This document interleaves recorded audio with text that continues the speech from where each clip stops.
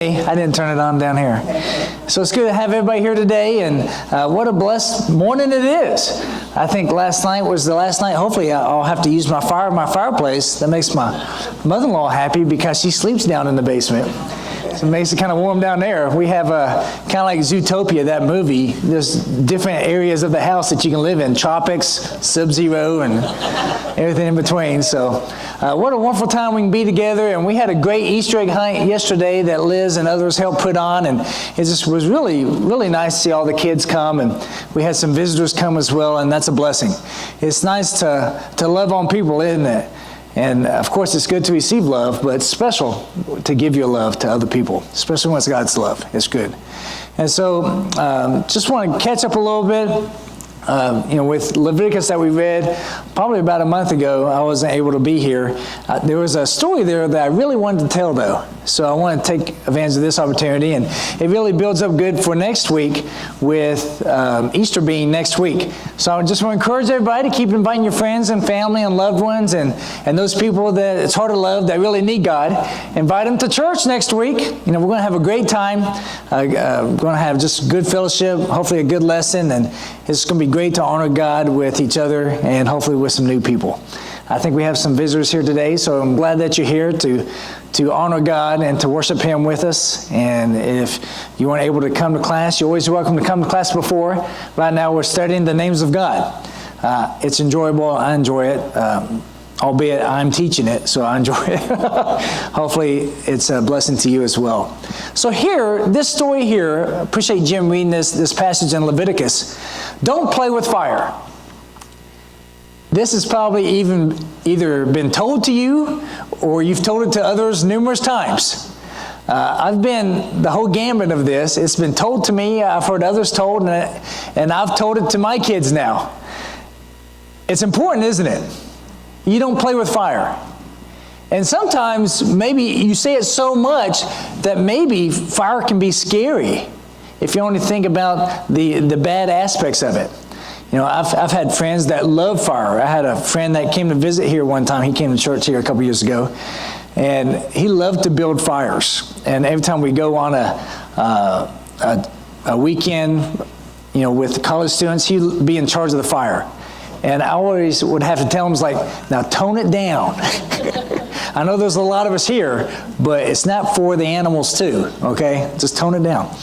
And so this first aspect, respect fire, is something important. We learn early to respect things that can hurt us, such as fire. And that's the idea that we tell little kids, be careful, fire can hurt you. It's hot. And some little kids have to learn by experience. Or experiences. They have to touch that eye. They have to touch that coal. Or put the fire real close in their lap. And matches can be scary, can't they? Candles can be scary. That's a problem in college campuses. Those fires started every year on campuses because, maybe in the ladies' dorms they put a nice little thin material over the lamp. And it catches on fire. And candles they leave on and they go to class and it catches on fire. So we have to respect things that can hurt us. But respect here is given to its power and potential use. Because really, fire isn't bad, or any other personality trait you want to give it. It's funny, bad fire, bad. And Stephen, as a little kid, he hit his head on a table, and he hit the table and said, bad. The table itself wasn't bad, but it hurt him. Right? It hurt him. And sometimes people can say, fire is bad. No, fire isn't bad. It's a tool. It's a tool that can be used and be a great blessing. Fire is used for a lot of good, like cooking, heating, and purifying. For metals and things like that. Can be a great blessing. But if it's misused, then it can be a danger. So we respect those that can use it. And if someone was a master with fire, then they can be a great blessing or a threat. Firefighters are known for putting out fires, aren't they? But they're also very apt at using fire. Because they're taught that how to use it, how to master it, because of that, they can put it out very well, as which is good, which we are blessed by that. So Exodus 19:18 says this. Now Mount Sinai, that's where God gave the 10 Commandments, and he met with the Israelites after the Exodus. Now Mount Sinai was all in smoke because the Lord descended upon it in fire. And its smoke ascended like the smoke of a furnace, and the whole mountain quaked violently. Now could you imagine this Mount Sinai smoking the whole mountain? And the Lord God coming upon it as a fire? And it quaking? I think I might have ran. But they didn't, because that was God, the power of God. So God, being the ultimate master of fire, should be respected in every way. He blesses us with fire so we can use it to help us in our life. And he used fire to protect his people as well, being a pillar of fire. So God, being the master of fire, it's good to be on his side and for him to be on your side, obviously. So this brings us to the story in Leviticus 10. Nadab and Abihu. You know, it's interesting that Aaron and his wife had 4 sons. These are the 2 oldest. So I want to introduce you to Nadab and Abihu, just tell you about their experiences that led up to Leviticus chapter 10. In Exodus chapter 24, it says, Then he said to Moses, God, come up to the Lord, you and Aaron, Nadab and Abihu, and 70 of the elders of Israel, and you shall worship at a distance. Millions of Israelites at this time. And these 74 people were picked out of all of them. Moses, Aaron's 2 oldest sons, Nadab and Abihu, and 70 of the elders who's seen as the wisest leaders of the people. So imagine that. Let's say all of Ohio. That's what we're talking about. All of Ohio, and 74 people are picked out to come to God. I was going to say governor, but that's to God. And wouldn't it be nice if you were one of those 74? What a great honor. Automatically, you are a superstar among the people. Immediately, when they come down from the mountain, you know everybody knows who was on that mountain. Each one of those 70 elders were like, were you one of the elders? Yes, I was. Wow. So Nadab and Abihu were there as priests in this way. Later in this chapter, then Moses went up with Aaron, Nadab and Abihu, and 70 of the elders of Israel. And they saw the God of Israel, and under his feet there appeared to be a pavement of sapphire. Amazing to think about that. As clear as the sky itself. Some think that they were transported to heaven. Okay? Yet he did not stretch out his hand against the nobles of the sons of Israel. And they saw God, and they ate and drank. They ate with God. Is that not amazing? I mean, that right there, I think we could stop, sing, and meditate on that right there. That God allowed people to come into his presence and eat with him. Amazing. These 74 people were there. And then Exodus 28:1.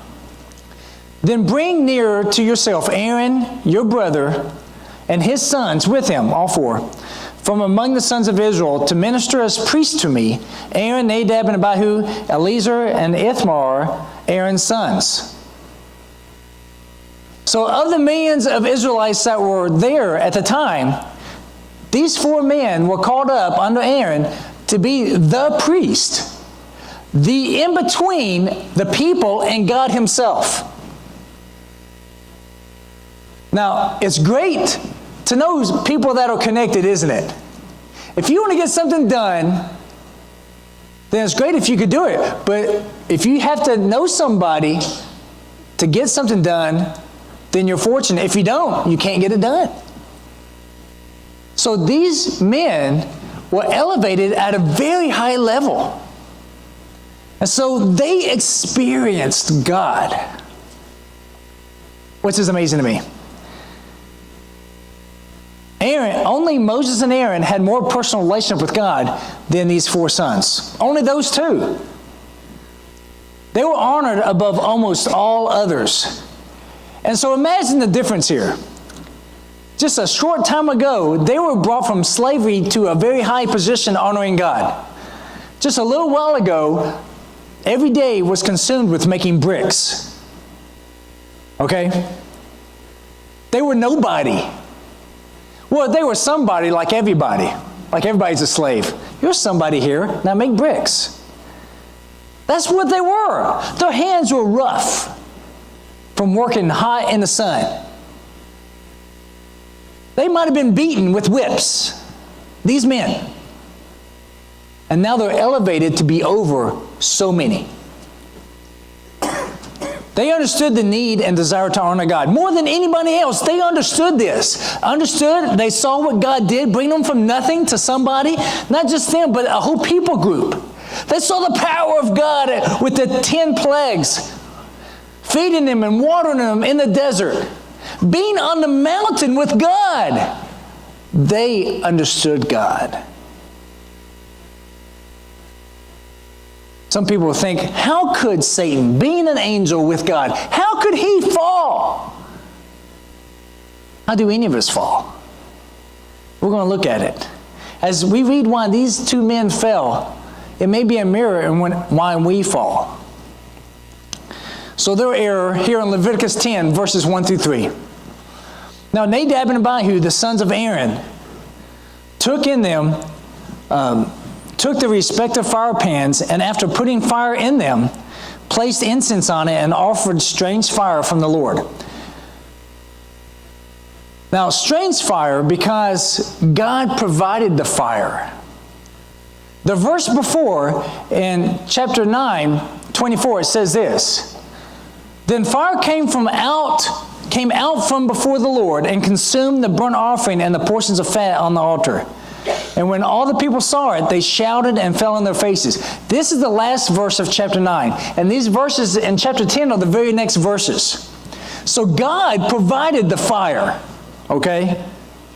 They provided the fire. So when it says strange fire, what that meant was a fire outside what was ordained. A fire outside of what was approved. A fire outside of God's fire. And so see what God thought about that. And fire came out from the presence of the Lord and consumed them, and they died before the Lord. Then Moses said to Aaron, It is what the Lord spoke, saying, By those who come near me, I will be treated as holy. And before all the people, I will be honored.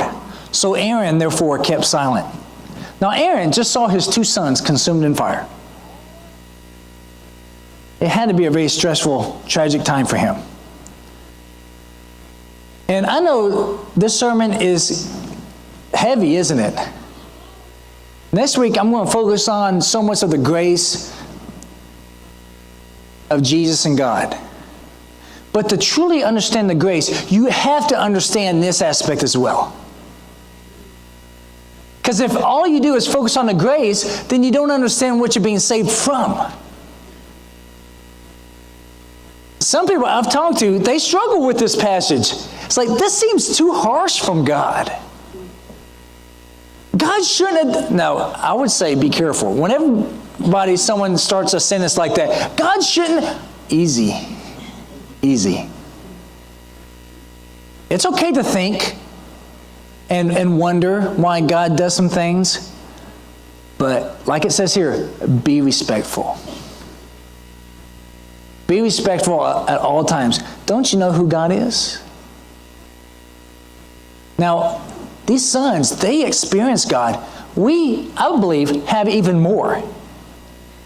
We've seen everything that God does. We've read all of this. And so much more. We know of Jesus. We know of the future judgment that's going to happen. We understand more. So whenever, maybe if you have that thought, or if you hear somebody else say, God shouldn't, I would say just do this, like, please don't do that. Let's talk in a humble way. Okay? Chapter 16, verse 12, 13. This was, I'm sure, without a doubt, explained to them beforehand.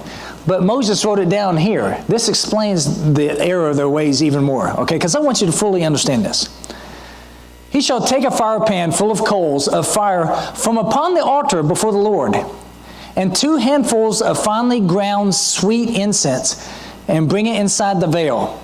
He shall put the incense on the fire before the Lord, and the cloud of incense may cover the mercy seat that is on the ark of the covenant, ark of the testimony, otherwise he will die. Without a doubt, this was clear to them beforehand. But it's written down here for us. Where were they supposed to get the fire? From what was already provided. God created a fire. This fire that came from the presence of the Lord. I don't understand it completely.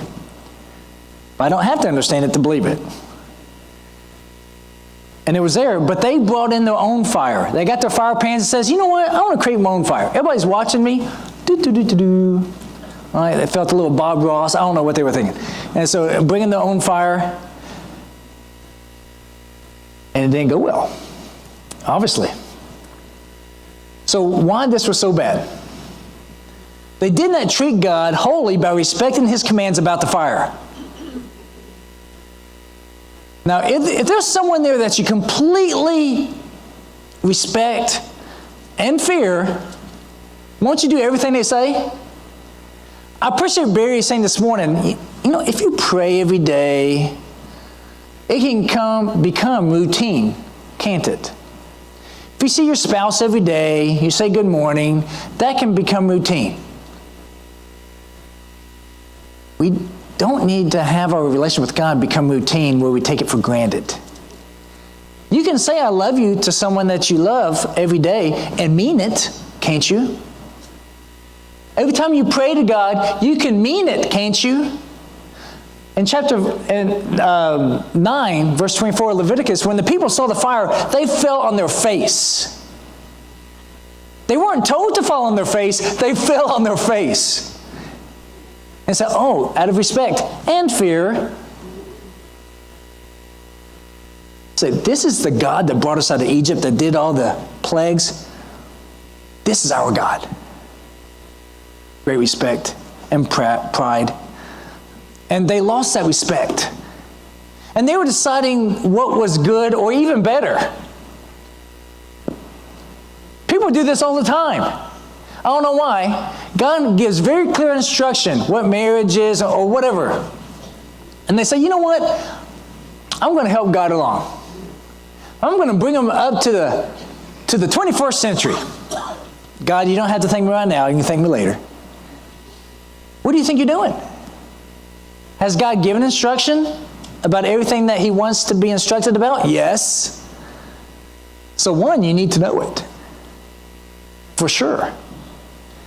Because there are consequences. If this went unchecked, then God's commands wouldn't be taken seriously. Because these men, like I said before, they're respected of all the Israelites because of their status. They were chosen out of the millions. Like I said, of all of Ohio, 74 of these men were chosen. Wouldn't everybody who takes God seriously know who those men were? And if they're on TV and you're seeing this, these 2 men saying, wait a second, they're not doing it the right way. And if nothing would happen, what would everybody think? Oh, we can do it any way we want to. Okay, God said that way, but these guys who ate with God, they're doing it completely different, and they're okay. Everybody do it the way you want. It doesn't matter. God had to make an example of them. Otherwise, no one would take him and his laws seriously. It's like a parent that says, don't do that, Johnny. We don't have any kids here named Johnny, right? Okay. Don't do that, Johnny. And Johnny does it. Oh, that pistol. Then what's Johnny going to do next time? whatever he wants. If you make laws, you have to enforce them. Otherwise, you don't have laws. I think we're learning that in our society some, aren't we? You have to enforce what you say. So God takes obedience seriously. In front of everyone, they were honoring themselves. It isn't said directly, but I think that's what they were doing. They were honoring themselves. I'm going to bring in my own fire. So, of course, that's bad. So respect God by those, and these are the two things he says. I want us to look at these. By those who come near me, I will be treated as holy, and before all the people, I will be honored. It almost sounds like a father to the kids, doesn't it? By those who come near me, I will be treated as holy. You will respect me. You will know that there's a line by someone, I brought you into this world, I'll take you out, right? You will respect me. And that's what God is saying here. You will treat me as holy. You will. God deserves and demands respect, reverence. Can we agree with that? God, he demands it, okay, but he deserves our reverence. He deserves us not taking his name in vain. He deserves us listening to his opinion about things. He deserves perhaps us falling on our face before him. And before all the people, I will be honored. Honor God before yourself. That's where these guys messed up. They were trying to honor themselves. I've said it before, if someone's going to give you a compliment, I tell you what, you're so good with people, or something else. You did such a good job at that event for church. Honor God first. Always honor God first. I try to do that. I know I don't do it 100% of the time, but I try to do it. Someone gives me a compliment, praise be to God. Honor God first. Okay? Because the main person that you want praise from should be God. If you soak in that praise from people, then you get your reward. That's it. Great. But it's better to get it from God. Growing up, did you ever hear this word sass? Don't sass me. Whenever I heard that, I was like, I'm in trouble. It's not, I'm going to be in trouble. I'm in trouble. Okay? Because that means I have sassed, and I'm already in trouble. That's too bad. Don't sass God. Now, this means to be cheeky or rude to someone. It also means, talking back. Don't you talk back to me. Isn't that irritating?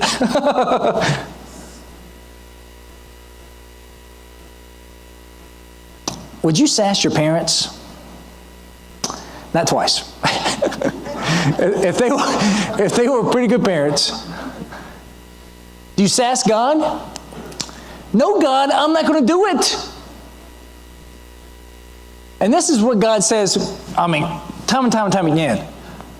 Okay, you're not going to follow me? Then I'm not your God. Enjoy yourself. Go. And that's the punishment. Your parents get to that point, you're not going to listen to me? I'm not your parent. Fine. Sad, and that's hard, but I think at some point we have to do that. So I want us to bring us up to the New Testament. Because, it's interesting, keep the fire burning. In Leviticus chapter 6, and it says that a few other places, fire should be kept burning continually on the altar. It is not to go out. And so the thought is, this fire that God started by his presence there, it burned for the whole 40 years while they were in the desert. And we don't know when it went out, but it was a foregone conclusion in Judaism and Jewish teachings that fire burned the whole time. I think that's pretty profound. There's families in Appalachia, they pride themselves on how long they've kept a certain fire burning. 50, 40 years, and their families have kept it alive. God wants to stay visible in our lives. whenever the people saw that fire, they can say, God started that fire. And what a great honor to be part of keeping it going, isn't it? Focus on God's fire and not your own. We have to. That was mentioned in class earlier. When God asks you to do something, the problem that you can do is to focus on yourself, but focus on God, and things will turn out well. I love this passage in 1 Thessalonians 5:19. Don't quench the Spirit. Don't do it. Don't quench the Spirit, because God gave His fire to His people's fire. God created the fire within us. Don't you know, with the Holy Spirit? He gave us His Spirit, which is His fire. Don't put it out. He wanted to keep it burning forever inside of us. And just like He told the Israelites, keep it burning, keep it adding fuel to it, the wood. Now we need to keep the fire that God's given us, keeping it burning. Don't just add your own fire. You know what? I think I can just add my own fire. No. Add to God's fire. That holy presence of God in you. Keep that alive. I know it's easy once you become a Christian, every day, every week, every year, that fire can wane. Don't let it. Keep feeding that fire from God and keep it alive in you. He wants His fire to burn continually in us. And so this isn't something to be played with. Sometimes people become Christians. Yay, I'm a Christian. This is serious. Coming in the presence of God is always serious. Yes, He's that Abba Father, but He's also that Creator, Father, God, who made us. Demands and deserves respect all the time. And as we honor God and keep Him holy, don't you know that helps us? That helps makes us holier with our connection with Jesus Christ. That's why this is so important. Fire is fire, but what we do with it can make an immense benefit and damage. Water is water. But what we do with it, connecting us with God, and baptism connecting us with Jesus, has immense effect. Eternal effect. And if this speaks to you, if this connects with you, if you need to come forward, like Claude did last week, if you need to be connected with Jesus and join the family, please come forward as Jimmy leads us in this song.